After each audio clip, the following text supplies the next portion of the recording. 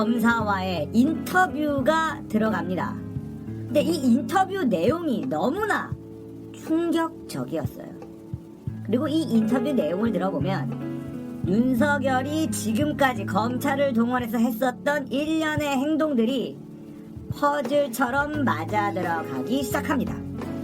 자, 먼저 현직 검사와의 인터뷰 내용을 들어보겠습니다. 음성이 변조되어 있어서 또렷하게 들리지는 않습니다. 한번 들어보시죠. 대윤이랑 그런 사람들은 이번 총선에서 미통당이 과반 득표로 추진하고 있었던 모양인데, 그렇게 되면 공수처 법안이라든지 이런 것들에 대해서 법안을 다시 내서 씹을 수 있다. 그렇게 되면 이게 작년 올 1호까지는 탄핵까지도 염두에 뒀던 거니까. 대통령 탄핵이요. 딱 그린 거잖아. 이게 조국 할 때 정유라를 했던 것 때문에 조민 이렇게 해가지고 그 부분을 건드리고 이게 국정원 대선 개입 사건에 맞추어서 울산 서울시장 개입 그림을 그렸단 말이야. 자, 또렷하게 들리지 않으니 제가 다시 한번 말씀을 드리겠습니다.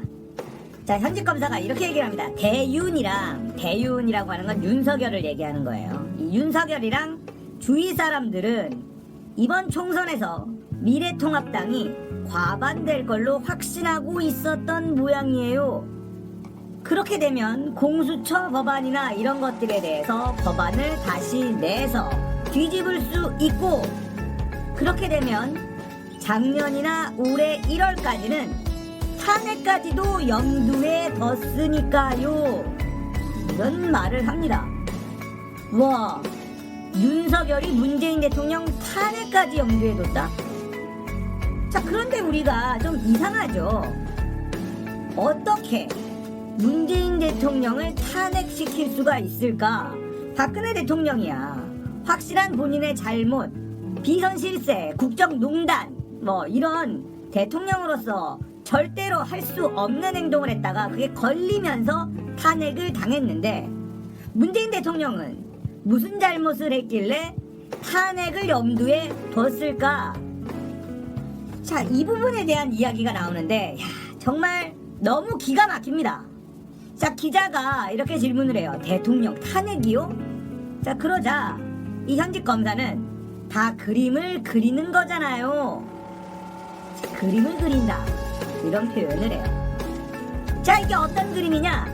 조국 수사할 때 정유라를 했던 것처럼 조민을 이렇게 해서 그 부분을 건드리고 국정원 대선 개입 사건에 맞춰서 울산시장 선거 개입 그림을 그렸단 말이에요.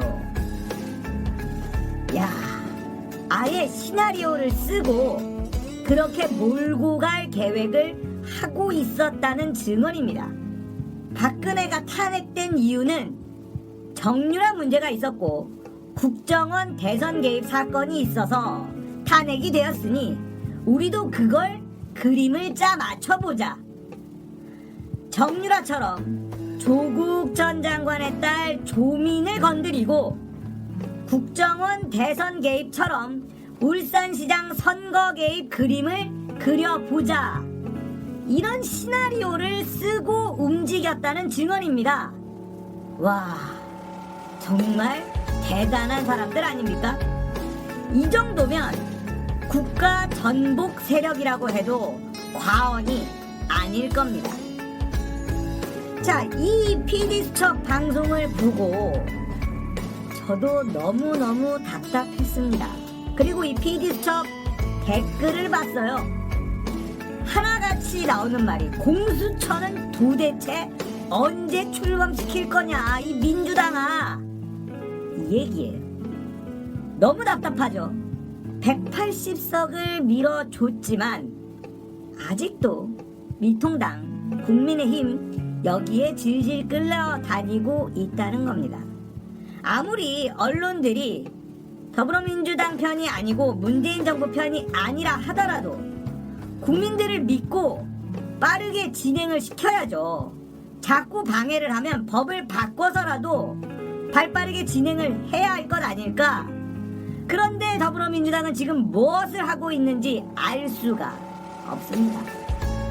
2차 재난지원금 선별 지급한 것 때문에 저는 아쉽다라는 의견을 냈고요. 공수처 아직까지 얼마나 진행이 될지 그리고 언제 출범할지 국민들한테 어떠한 말도 하지 못하고 있습니다. 왜 그럴까요? 정말 답답하죠. 이낙연 대표 이제 당대표가 됐으니 공수처부터 빠르게 속도를 내는 것이 중요할 것입니다.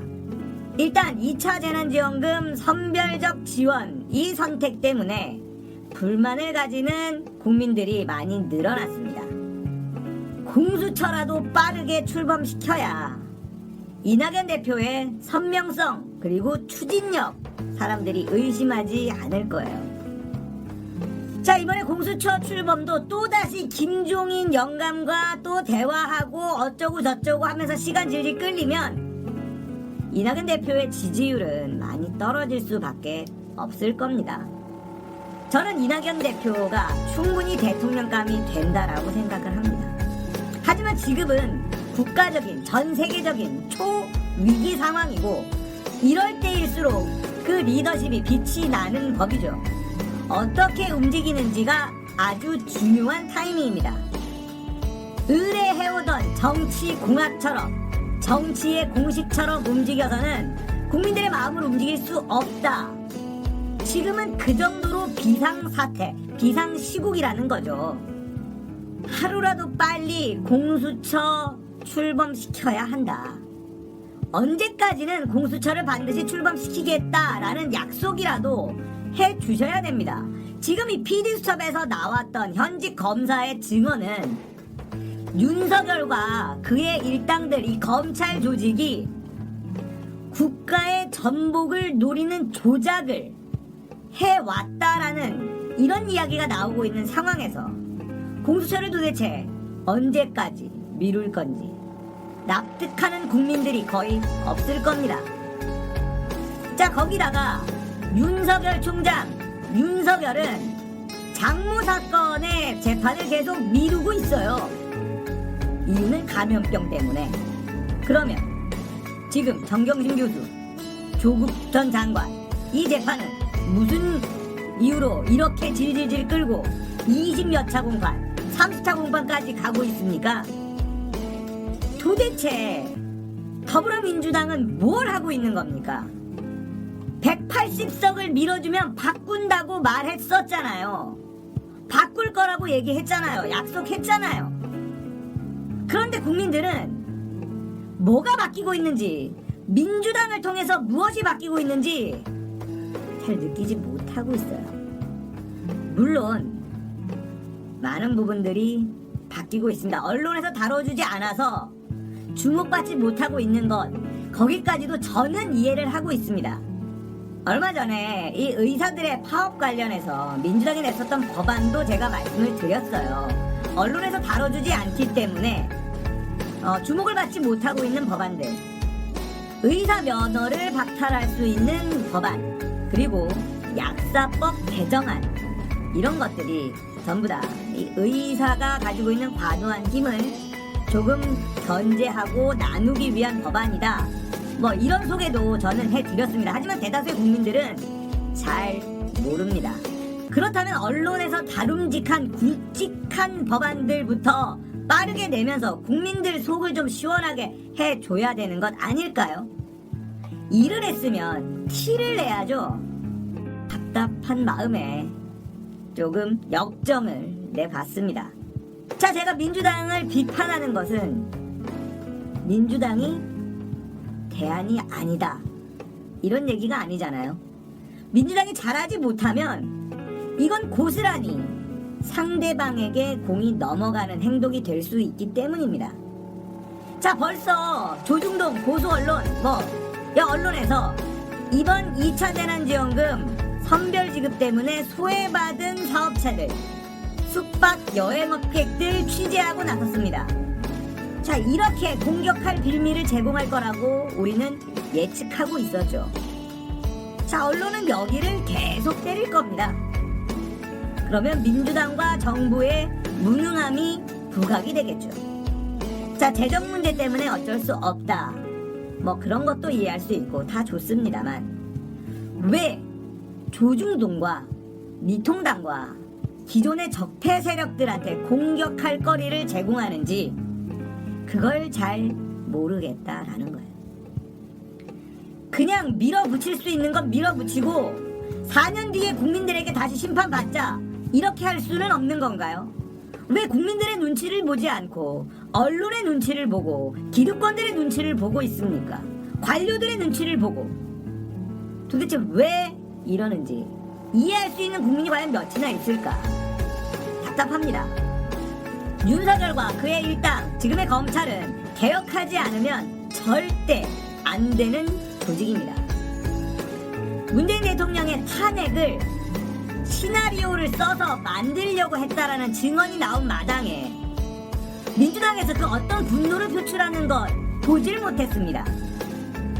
당 대표가 이야기를 하고 원내대표가 이야기를 하고 검찰 개혁에 대한 선명한 의지를 다시 한번 표명해 주셔야죠. 언제까지 조용히 그러고 있을 겁니까? 답답한 국민들의 속은 누가 해소해 줍니까? 이러니까 이재명 지사의 주가만 자꾸 올라가는 것 아닙니까? 이재명 도지사는 민주당 내 지분이 별로 없어요. 그래서 이재명 도지사의 지지율이 올라가는 것에 대해서 민주당 내부에서는 탐탁지 않게 생각하는 세력들도 분명히 존재할 겁니다. 그렇다면 이재명 도지사가 왜 지지율이 올라가는지를 보고 배울 수는 없는 걸까? 이런 생각도 듭니다. 자, 짜장 윤석열 대통령, 문재인 대통령을 탄핵시키기 위해서 공작을 펼쳤다. 다 그림을 그려놓았다. 자, 이게 소름 끼치는 이유는요. 이동재와 한동훈, 이 검찰에서 유시민 몰아넣기, 이 유시민 담그기를 만약에 성공했다면 미래통합당이 총선에서 승리했을 것이고 공수처 법안 날라갔을 것이고 문재인 대통령 탄핵 시나리오는 완성됐을 수도 있다라는 겁니다. 자, 유시민의 공작, 유시민 이사장에게 돈을 주었다고만 해라. 나머지는 우리가 다 알아서 한다.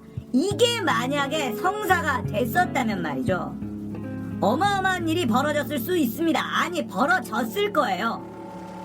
그런데도 이런 일에 분노하지 않는 민주당 모습을 보면 너무 답답하다.